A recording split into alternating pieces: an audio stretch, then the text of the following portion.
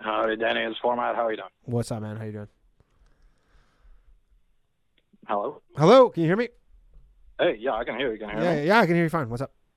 Okay, great. So a couple of things. So I wanted to talk about, number one, a little bit about weather balloons, and then I had a pretty cool UFO story I wanted to tell. Okay. I promise it's not going to be one of those where the dog starts saying some bullshit.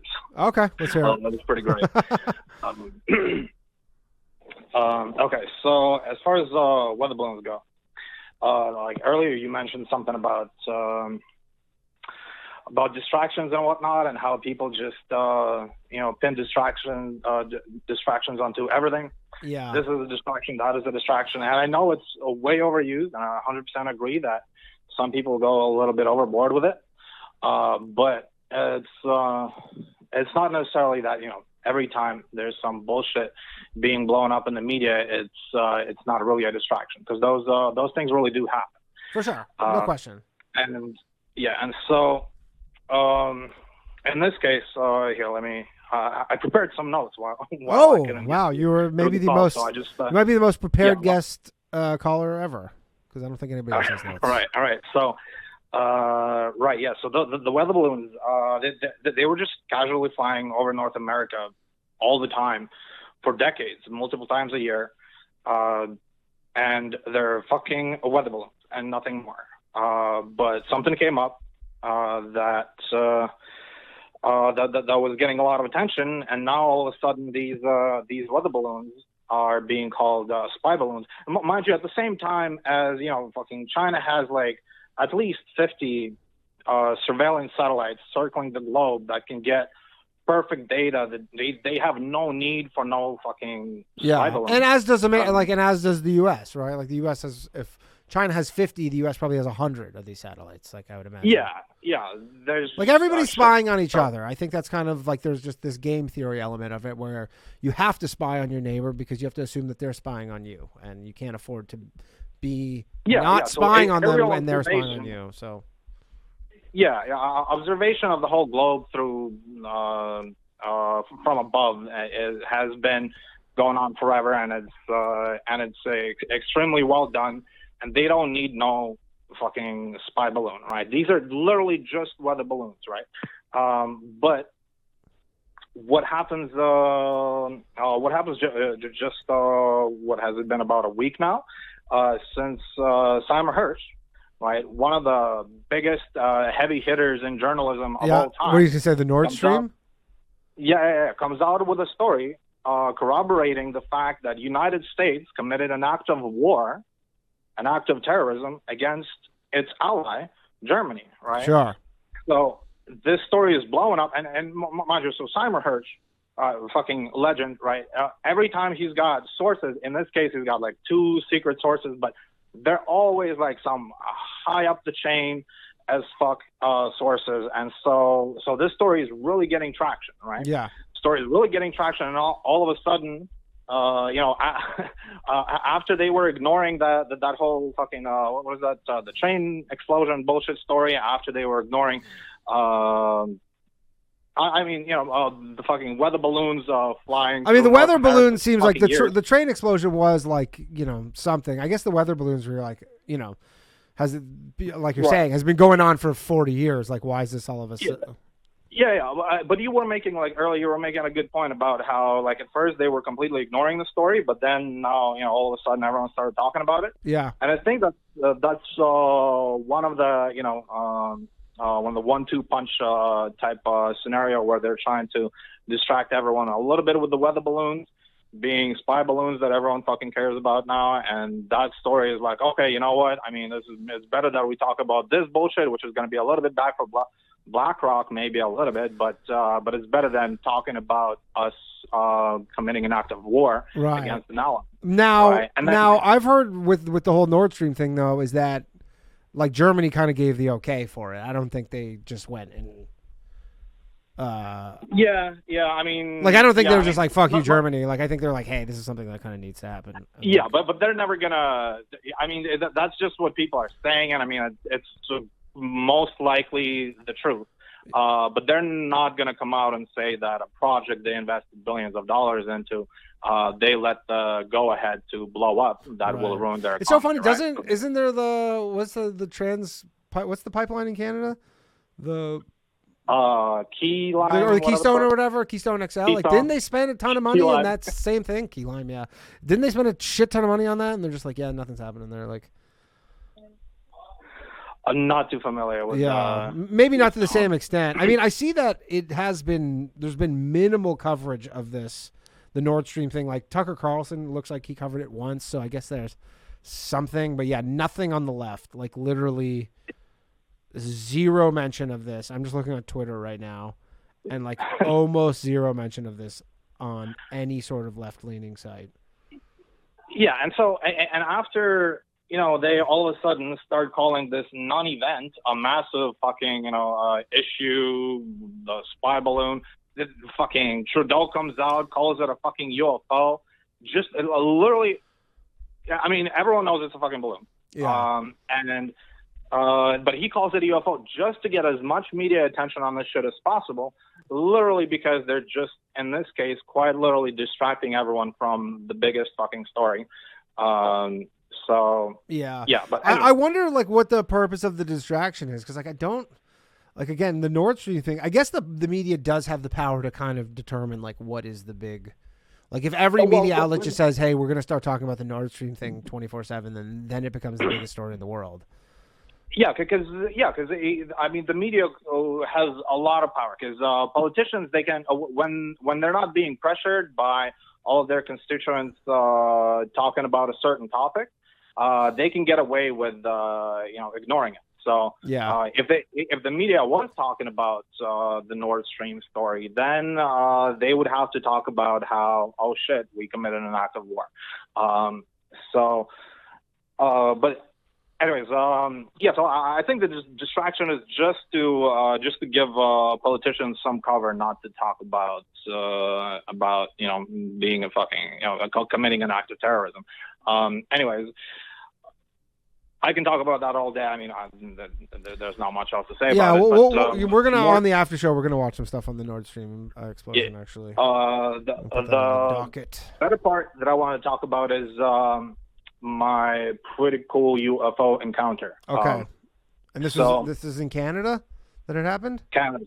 Yeah. I don't think I ever met someone in Canada who had it. That seemed like such a specifically American phenomenon too. Like I don't know if I ever met a Canadian who had a UFO story.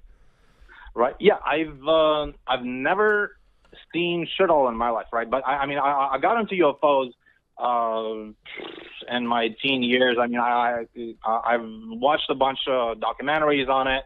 I was always thinking. Actually, I had a question for you. One second. So I was always thinking that there's no way that all of this weird shit that we're observing in our skies is extraterrestrial. It's most likely some kind of like a military, secret project.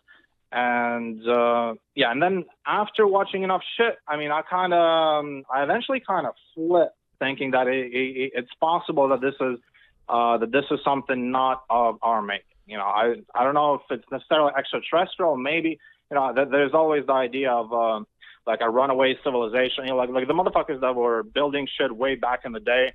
If any of them like got away somehow and are living elsewhere, so with all of the advanced technology that was required to build the shit, like to build the pyramids or the shit in South America, right? One of the earlier callers was talking about all of those pyramids. Yeah. I don't know if you've seen any of this, right? How they flew planes with this radar shit on them that was scanning massive amounts of ground to see what's underneath. And they found thousands of fucking pyramids. There's fucking thousands of pyramids. Yeah. Isn't this like kind of what a ton of the ancient alien stuff is? Like a lot of the stuff. Yeah, and dude, people just thought that these are forests and shit and hills and shit, but no, these are thousands of fucking pyramids. Like a massive, super massive ancient civilization existed there so long ago that now it's like well covered by dirt and just looks like the fucking hills. Just time. Yeah, so someone back in the day was making crazy shit, and if any of those people were able to survive somehow and continue advancing, maybe that's some of the shit that we're seeing in the sky. Maybe it's not necessarily from another planet. Because it would be, I feel like we'd have to be pretty lucky for someone to travel however fucking far they have to go to get here. I mean, they'd have to be coming to Earth like for the purpose of coming to Earth. I can't imagine it's just like accidentally passing by. Right. Yeah. Well, but the question I want to ask you is, what do you? Because every time you start talking about are aliens real? You kind of mention how well, surely they must exist out there somewhere. But as far as them coming to Earth, like, what is your feeling on that? What are the chances, do you think, that? I mean, like I said, I think they could be here. I mean, they could be here in some form that we just like don't understand. Like we just are programmed to think they're going to look like these big weird-headed things with the big black eyes. But like I think it could like if again, it depends what they're trying to do. Like if they're trying to just like research people and keep tabs on us or whatever, like it could be a plant. I don't know. It could just like literally be a plant that we think it's a plant, and then it's, I don't know. Who knows? Yeah. So one thing I wanted to address about them coming here from wherever the fuck they're coming from is because like a lot of people think that there's no way that an alien civilization will be coming to Earth simply because of the light speed restrictions, right? Like with the Alpha Centauri, the closest star system to us being 4,000 light years away, just to get there, if we were somehow able to travel close to the speed of light, like 99% of the speed of light, it would take us about 4 years. Yeah. But any other planet could take fucking thousands and millions of years and shit.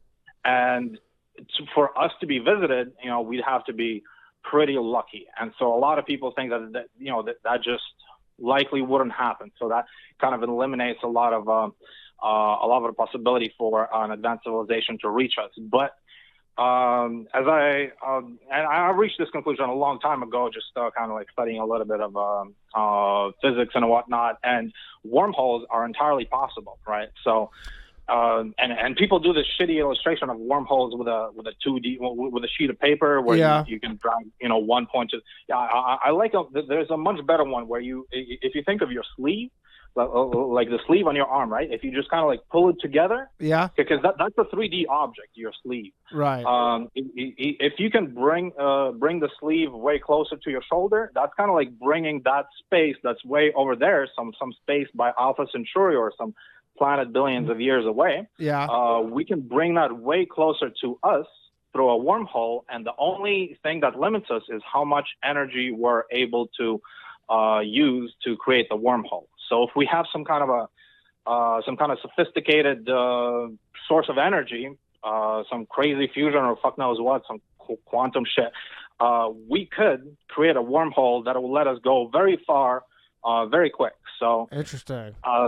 That would allow someone, that would allow someone in order for light years to away do that. to get to us within a minute. So in a minute? Yes. What? I mean, well, yeah, no. Like if they can create the wormhole from the there right, to here, I guess the point. Going through the wormhole, I mean, it can take seconds, it can take a minute, it can take an hour. I don't know the exact structure of the wormhole, but it could it could take seconds. Literally. We're gonna watch some wormhole videos as well on the after show because you've piqued my interest here. Yeah. So, but let me give you my UFO story. Okay. Okay. So, the year was like 2012, 2013 or something in Brantford, Ontario. Brantford, Ontario, the home of Wayne Gretzky? Brantford, not Brampton, Brantford. Yeah, I used to go to the casino there all the time. I've been at that casino. Yeah, real piece of shit. So it was me, my ex, and two of our friends, and we were just grabbing some pizza, right? And we get to this pizza shop, best pizza ever. Anyway, fucking the best, we're chilling outside the shop, waiting for the pizza to be ready, and we see that out in the distance there's like this like a pink, fuzzy, glowy orb is flying. And this is daytime or nighttime? This was daytime. Okay. Like probably like 5-6 p.m. Getting closer to nighttime. Okay. Nighttime coming up. Okay. So So we see this fuzzy flying orb, like pink fuzzy orb, flying by, and it looks a little bit weird. Mind you, over Brantford, there's a plane flying constantly. Like just about any time you look up in the sky, you see a plane. So, Yeah. so everyone is very familiar with what a plane looks like, with what plane lights look like, and this didn't look like that. This was just a weird fuzzy pink orb. And so, it's whatever. It's flying by, and we kind of start talking about UFOs and shit, and whatever. Nothing happens. Then a few minutes later, on the opposite side of the sky, the same thing is flying by in the same direction. And so that was weird. Whatever. We didn't make nothing of it. And we get our pizza, and we're walking back home, and we're crossing this this train station parking lot. And my buddy's like, "Yo, there's one of those things rising up over the top of a house. I mean, like our horizons in that location were just rooftops, houses." And so he's like, "Yo, one of those motherfuckers is right there." And mind you, this was the Victoria Day weekend, whenever the hell that is. So sometimes it's celebrated on the Sunday. Yeah, May 2 for non-Canadians. Yeah. So this was like the second Sunday of Victoria Day celebration, and so there's a lot of these Chinese lantern things. Lanterns. Yeah, the paper lanterns. Chinese lanterns that people are releasing. So we thought it's entirely possible that this is just a fancy Chinese flying lantern. And but it didn't quite look like it. It looked. And how was it moving? So it looked very much like one of those things we saw earlier that looked way further away up in the sky somewhere, looking all weird. And so it's very slowly moving up. It's almost stationary, and so I'm like, "Yo, guys, we got to chill here and we got to observe this thing, right?" Because by this point in life, I've seen so much UFO shit. I was like, there's no way I'm ever gonna see a UFO. It's such a rare event, but I would love to see one. And I'm like, bro, I'm not fucking going anywhere. I'm seeing what happens to this thing if it does some crazy shit. And so we wait, and I do the first thing I learned in fucking observing UFO class, which is not a real class, but fucking UFO folks, they say that if you want to make sure that that you're observing the proper trajectory of something, you got to get to a point of reference, right? So because if a cloud is moving behind it, it's going to make it look like it's moving while it could just be a star or something, right? So I get to a point of reference, which is like some kind of a light pole, and I see as it's moving up, it's going like up and slightly to the left and up and slightly to the left, and it's just super slowly moving like that forever. We were probably there for like a good half hour. Like at one point my buddy was like, "Dude, let's just go." And I was like, I'd love to, because this is pretty fucking boring, but I am not going fucking anywhere because this is some crazy UFO shit, and I want to see it play out. Okay. And good fucking thing we did, because eventually once it got up to a certain altitude, it started moving towards us, right? Like directly towards us, very slowly, and after some minutes, it gets closer to us, and I shit you not, this is also, as it gets closer, like as we start seeing it from down below, it's no longer some kind of a pink, fuzzy-looking object. It's very much like the most stereotypical UFO you can imagine. It's like a legit just flying saucer. A straight-up flying saucer from a movie with a fucking light at the center on the bottom of it, right? Like... It's a fucking straight up fucking saucer from a movie, and it's got these it has these like pink or reddish lines going like, so almost from the center to the outside. I forget how many there were, like anywhere between like, I think between like 8 and 12 of them. And was it moving like a frisbee? Like was it like literally like spinning like that, or how was it? Yeah, so bro, and mind you, this thing was not that high in the sky. This thing was maybe like, I don't know, anywhere between 8 and 10 stories high. Oh. So this thing gets real fucking close to us, and like not an inch to the left or the right. It's moving directly towards us, right? My girlfriend, she's like, offering them pizza. She's like, "Yo, guys, we have pizza. Like, come fucking, come share this pizza and shit." The best pizza in Brantford, Ontario. Yeah, dude. Yeah, that place is closed by now, unfortunately. Otherwise, I would give them a shout out. But, anyways, so fucking, yeah, so this thing is directly over us, right? Like, fucking gunmetal black, massive, like, probably like the size of, I don't know, like a fighter jet, but just a fucking saucer. Okay. And silent, bro. Like, right over our fucking heads, silent. Not a sound, no propellers. Sorry, how big was this thing?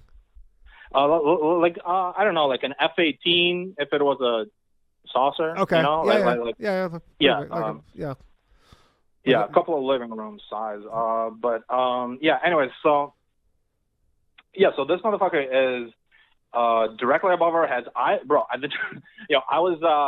like, dude, I mean, if there's any chance in my life that I'm getting abducted, it's right now with a fucking UFO with a beam, you know, at the fucking center of it being over my head. So I'm like, and I'm at this point, I'm not scared of aliens at all, because I think, you know, if they were out here to kill them motherfuckers, you know, they would be killing them, no problem. So I'm just thinking, bro, if there's any chance that they can fucking abduct me right now, I would be so fucking down to see an alien fucking spaceship and what's inside of there and shit.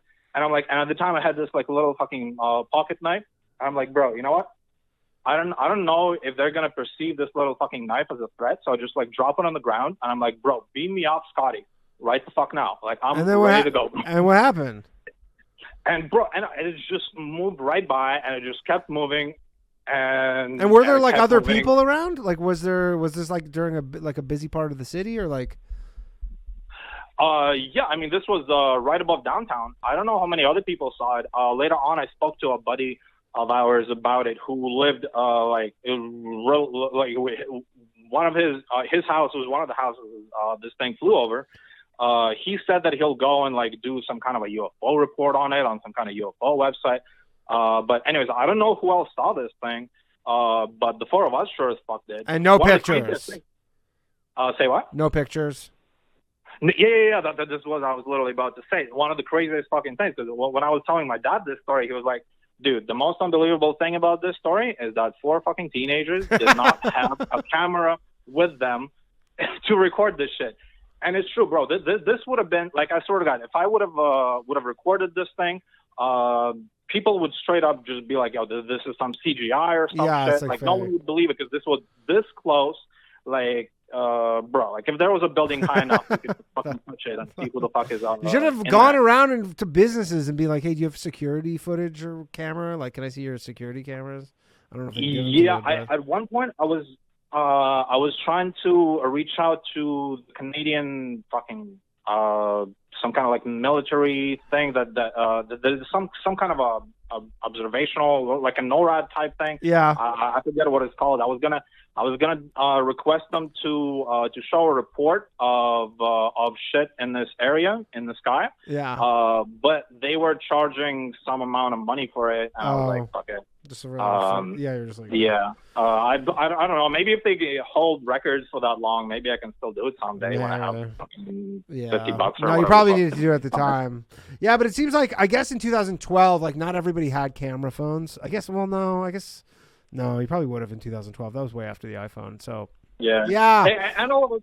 Yeah, all of us had fucking phones too. We just, for whatever reason, like that day, we were just like, whatever, dude. Let's just go chill out. No one grabbed their phone. Like, we didn't care. We're pretty close by. I want to say that would be the first thing I would have done, but I guess I can't. It's hard to and the thing literally just kept flying off into the distance forever and ever and ever until it was so far away that it just disappeared. I was really hoping that this thing would do some kind of like a zoom the fuck out into space type shit, and no, nothing cool like that happened. But it is 100% something that, like, cause I was already like pretty much a believer of some kind of anti-gravity technology being here, but that solidified it for me. Like, no one can tell me that anti-gravity or whatever the fuck that thing uses. Some people don't like the term anti-gravity, but anyway. But there was no propulsion, is what you're saying. It wasn't using any kind of propulsion. Yeah. This motherfucker was silent as shit right above our heads. Massive, silent motherfucker flying with some other form of levitation. So yeah, that was fucking amazing. Crazy. All right, well, that was a great call. Thank you. Appreciate it. That was some good You're shit. most And welcome. next time, get a fucking picture.